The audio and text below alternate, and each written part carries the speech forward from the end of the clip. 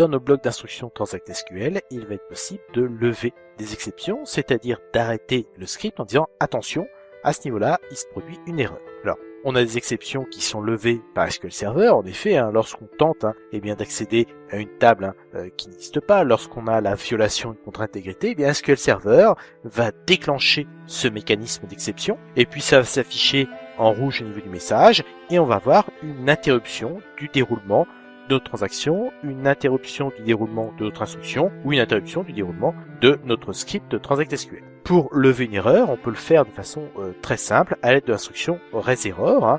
Donc on va exécuter ici notre bloc. On voit bien qu'il va nous afficher bien sûr notre message d'erreur. Le stock est négatif. Et associé à ce stock négatif, eh bien on va déclencher ou associer deux valeurs. Une valeur de niveau et une valeur d'état. En effet, toutes les erreurs qui sont remontées par SQL Server eh bien, sont classifiées en termes de niveau, et à partir d'un niveau 19, eh bien, ces erreurs sont inscrites à un observateur des événements, et donc, on le verra un petit peu plus tard, eh bien, elles pourront être traitées par l'agent SQL Server pour déclencher un traitement, et puis on a également un état. Et cet état eh bien, nous permet de qualifier, numéroter un petit peu cette erreur par rapport à l'état.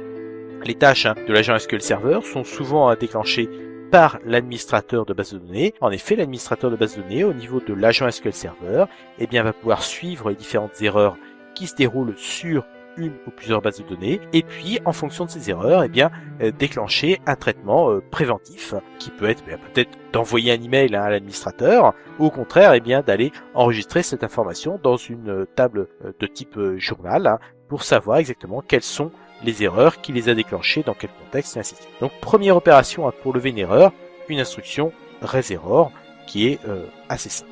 Cette instruction raise-error, on peut la personnaliser un tout petit peu. Ici, par exemple, on va déclarer une variable numéro. On va valoriser cette variable numéro à l'aide de la valeur 1, select @numéro égale 1. Et puis, on va lancer mon instruction raise-error. Erreur grave sur le client. On va introduire une variable. Donc ici, c'est une variable de type numérique, donc on va prendre un %d. On va donner une gravité 21 qui nécessite la journalisation, un état numéro 1, et puis on va indiquer la variable qui va permettre de valoriser le %d. Et on a rajouté l'option withLog pour bien préciser que ça doit être journalisé.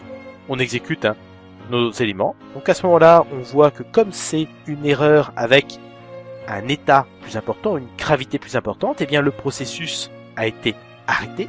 On voit bien. Il nous dit, le processus ID a provoqué l'erreur utilisateur 5000, gravité 21. SQL Server termine ce processus. Chose qu'on n'avait pas avec un raise-error, avec un état inférieur à 19. Donc ici, le processus a été interrompu complètement. Et derrière, eh bien, on voit notre message d'erreur, erreur grave sur le client numéro 1.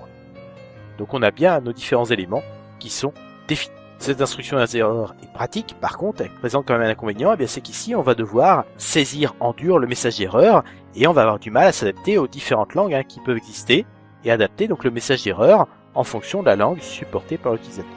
Pour ça, il existe une autre possibilité, c'est de définir ses propres messages d'erreur, avec un numéro d'erreur supérieur à 50 000, c'est ce qu'on fait ici, et on va définir notre message d'erreur dans deux langues. Tout d'abord, on a obligation de le définir en anglais.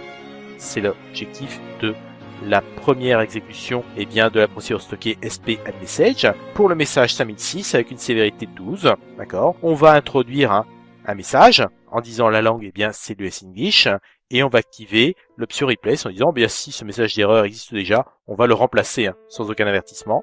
Et puis derrière, on est capable de redéfinir une version française de ce message d'erreur. Donc on va exécuter pour l'instant la définition de ces deux erreurs. Et puis derrière, en fonction des paramètres qui ont été associés à mon utilisateur de base de données, quand on définit une connexion au serveur SQL et un utilisateur de base de données, on va définir sa langue. Donc ici, bien sûr, on l'a défini en français. Et lorsqu'on va lever l'erreur numéro 50006, il va afficher automatiquement le message en français. On va exécuter notre élément. Et on voit bien ici, notre message d'erreur, le stock minimum est supérieur au stock maximum. Donc, tout fonctionne bien. On a défini une erreur, numéro 50006. On a défini deux langues, l'anglais et le français. Si je suis connecté avec un utilisateur qui parle français, je vais utiliser la version française du message d'erreur. Si je suis connecté avec un utilisateur qui utilise l'anglais, eh bien je vais utiliser la version anglaise. Si je suis connecté avec un utilisateur qui utilise, je sais pas moi, l'allemand ou l'italien, eh bien comme l'allemand ou l'italien ne sont pas définis, c'est la version anglaise du message d'erreur qui va être affichée. Si on veut connaître les différentes langues supportées par SQL Server, il suffit d'exécuter la procédure SP Help Language qui va nous donner, eh bien pour une langue donnée, on le voit ici, tout d'abord, eh bien le format date qui va changer d'une langue à l'autre, le nom de la langue, l'alias, le nom des mois, le nom court des mois, le nom des jours, et ainsi de suite. On retrouve ici toutes nos informations avec quelques particularités sur certaines langues. C'est parfois amusant de voir les caractères, mais donc on peut définir nos messages d'erreur dans ces différentes langues. Il est également possible eh bien, de définir des messages d'erreur avec des paramètres. On l'avait fait avec l'instruction raise_error.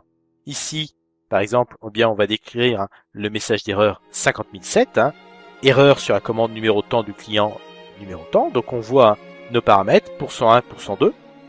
Donc attention, là il y a une définition à respecter. Tout d'abord, on définit le message en langue anglaise. On va exécuter cette instruction.